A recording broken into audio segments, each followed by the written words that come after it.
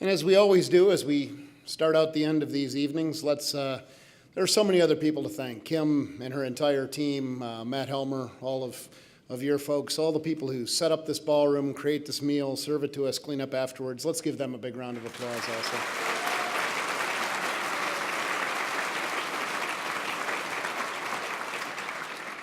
It was special tonight to be able to tie this evening in with the Founders Day medal awarding. It was too bad that Walter couldn't be here with us this evening, but I know he's here with us in spirit. We started that, this is the 9th Founders Day award that we've given out, and the names who have received that award ring like a who's who, a Hall of Fame of Colorado State University. Names like Monfort, Morgan, Mosley, Albertson, Withrow, Everett, Stryker, Sutherland, and now Scott.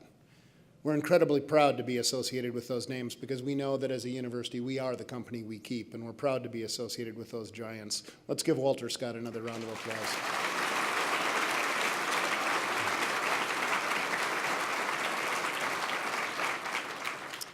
Now, tonight's theme is Rise. The past tense of Rise is Rose. Rose is a flower that reminds me to remind you of Valentine's Day. You see how that all works? We hope that you have a wonderful Valentine's Day with all of those that you love next Wednesday, for those of you who have forgotten. And lastly, the last probably housekeeping thing we need to do before I get to the business of the speech is that those of you who have come to this event over the last several years know that Matt Helmer and I have developed a little tradition of making fun of some aspect of the Super Bowl hoopla, because this event usually comes the week after the Super Bowl, and I think we started doing this the year of the wardrobe malfunction, if memory serves. And in my personal opinion, we reached our low point last year with the Lady Gaga shoulder pads. This year, there really wasn't anything out of the Super Bowl ads that we thought was all that funny.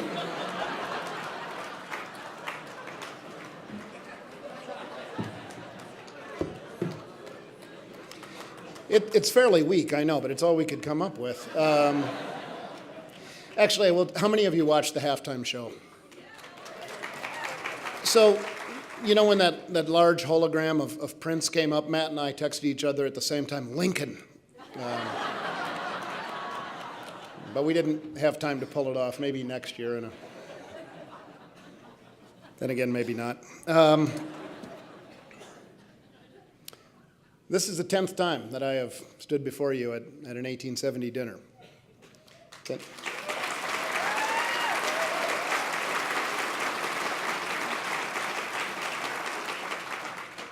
10 years, a decade of our lives. It's a long time. Think about where you were 10 years ago. Our oldest daughter had just started college at CSU. Our middle daughter had just got her driver's license. I don't believe that she had wrecked a car yet at that point.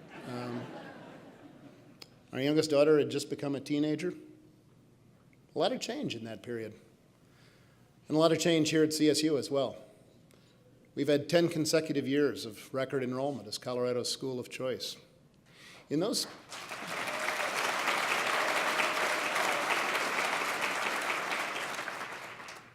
In those 10 years, we've graduated over 70,000 students.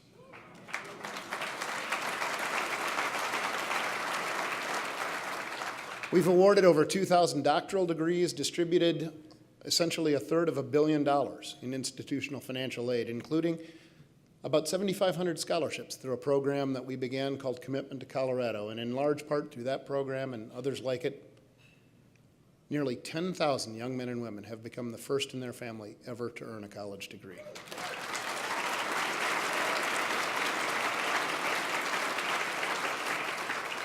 You have all heard me say this before, but I believe that those people create the next link in a chain that extends unbroken directly to the pen of President Abraham Lincoln, who on July 2nd, 1862, and now I'll switch presidents and paraphrase Jefferson, freed from economic tyranny over the mind of man, anyone with the talent and the motivation to earn a college degree. It has been a great decade in the education realm at Colorado State University. And in each of those 10 years, we've expended more than $300 million each year on research. And for that $3.2 billion in research expenditures, we have seen some amazing outcomes. A new vaccine for tuberculosis, a biodegradable polymer leading to sustainable plastics, discovery of a lost city from an ancient civilization with the Honduran rainforest, a new battery technology, creation of a new microscope that allows us to actually see the first step in gene expression, RNA translation, and a new mass spectral imaging system that allows scientists to see in nanoscale in 3 dimensions drug-cellular interactions. Amazing research accomplishments.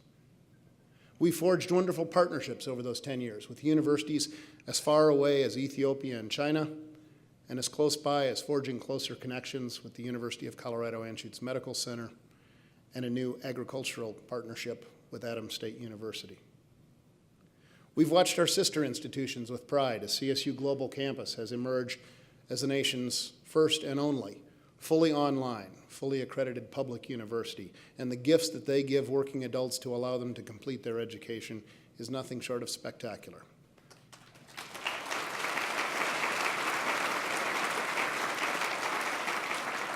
And we've watched the renaissance at CSU Pueblo as they have returned to a position of being an economic driver and a producer of a great workforce in southern Colorado. And through all of these things, CSU's reputation has soared within the state, nationally, and internationally. And that has led to increased alumni engagement. We've had 6 years in a row of record alumni participation. That makes us one of the most rapidly improving universities in the country in this regard. And that, in turn, has led to philanthropic success. During this 10 years, we had a 6-year run of consecutive records in philanthropic support. And during that time, we concluded our first campaign, the Campaign for Colorado State, and we launched our second, our $1 billion State Your Purpose campaign, where tonight we stand at the $880 million mark with just over 2 years to go.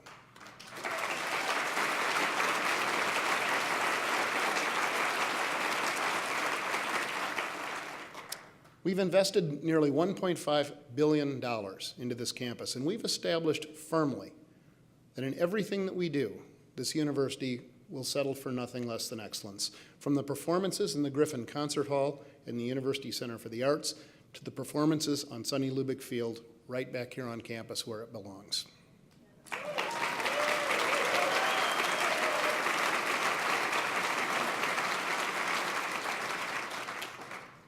10 years, a decade.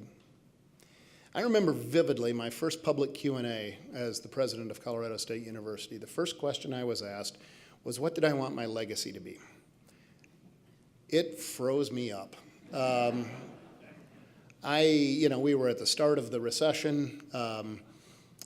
None of us knew where the bottom of that was, or if there was a bottom. We were immersed in the operational details of the university. I had found myself rather suddenly and somewhat unexpectedly placed in this more strategic role, and of the long list of things that I had not thought about, one of them was the issue of legacy. I remember thinking to myself, I hope that my legacy is that I'm not the first land-grant university president ever to shut off the doors and turn out the lights of one of these places. I was smart enough even then not to say that out loud, although I think I just did, didn't I? Not an inspirational goal. But I think the person who asked the question did me a favor, because they asked the question, I think, to point out the importance of keeping our eye on the longer-term horizon. That turned out to be a real blessing for me, and there were others. I was blessed by the wonderful people of Colorado State University, the great men and women who exhibit the spirit of this wonderful place, who rolled up their sleeves through that time period and carried us all forward. Members of our team, Mark Gill, Kara Neff, Blanche Hughes, Kathleen Henry, Lou Swanson, Pat Burns, many of us had worked together for a decade. We brought some people into new chairs around the table. We brought in Rick Miranda as our provost and executive vice president. We coaxed Amy Parsons out of the general counsel's office. We brought Lynn Johnson out of sponsored programs to serve as our CFO. Jim Cooney and Robin Brown breathed new life into admissions and international programs. Mary Ontiveros became our first vice president for diversity. We talked Tom Milligan into coming back from the wilds of the Northeast and convinced Brett Anderson that he wasn't ready to be retired, at least not just yet. And so many others that contributed over that time period. Bill Farland, Alan Rudolph, Jody Hanslick, Dan Bush, Kelly Long, Ellen Lamborn, Paul Thayer, who's here this evening. We were blessed by wonderful people. And in the early days of that time, we sort of forged our expectations as a team. We started out by saying we were going to focus on the fundamentals. We were going to focus on continuous improvement, one day at a time. We were going to focus on students, our reason for being, and on people, our greatest asset, and on what we could do for others, our highest calling as a university. And we agreed that we would never settle, that we would never reach out and pick up any of the excuses that are constantly drifting by us in life, offering us the chance for a slightly easier path if we would just lower our standards, our expectations just a little bit. And we agreed we would never show up for work ready to put in anything less than the first generation kid who's working 2 jobs to try and see if they can make their dream come true. And we agreed we'd never be distracted. After 10 years in this job, I can tell you that there is always a crisis getting ready to scream from the headlines somewhere. And that crisis will generally not have to do with our role and mission, with our students, with our people, or with that long-term horizon that defines our success. So we committed to do those things. And we did them on day 1, and we did them the next day, and the next. And we did them again, and again. And over time, as a university, we rose. We rose to new heights, and now 10 years, a decade later, look back at where we are. It's quite a view. And yet I have to be honest that what captures my attention as I look back is what I don't see there. What research didn't we manage to fund? What opportunities did we miss? Did we speak out loudly enough against sexual violence? Did we fight racism hard enough? Did we stand with the most vulnerable among our communities? Well, never, even for a moment, turning our back on freedom of speech, even as there are those who would twist it and abuse it. In those 10 years, more than 6,000 students, young men and women who sat in seats in Moby Arena at convocation, never crossed a graduation stage. 200 of them are no longer alive. 53 died by their own hands. What dreams were lost? What potential went unfulfilled? 10 years, a decade. And 10 years from now, when we look back, what will we see? There will be moments of great pride, of course. But when those moments of pride are over, and when we lay in our bed at night and our minds turn, as they will, to the things that we did not get done in time that we will never again hold in our hands, what will ache? What will burn within us?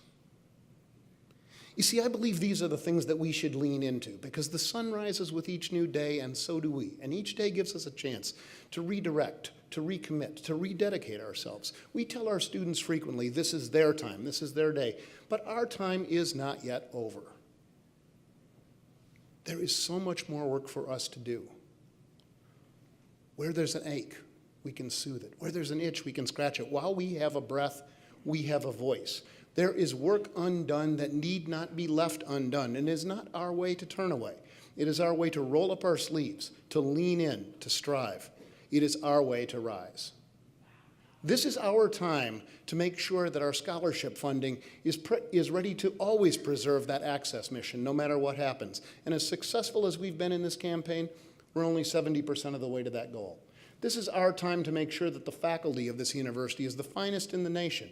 And that means endowed chairs and competitive packages, and we're only 30% of the way to that goal. This is our time to make sure that our endowment is such that it will buffer this university from whatever financial storms will come. And we're $100 million short of that goal. This is our time to stand up for what and with whom we believe. Our past? It's a wonderful chapter in a great institution, and we're proud to be a part of it. Our future? A story yet to be written. And as always, it depends only on us what is written on those pages. Our present? To paraphrase my good friend Walter Scott, Colorado State University is pleased, but we are not satisfied. There is work to be done, and while there is work to be done, Colorado State University is never satisfied. That's who we are because that is who you have empowered us to be. You, our donors, and our alumni have given us this great gift of reaching for the sky. And thanks to all of you, it's time again for CSU to rise. Thank you all very much.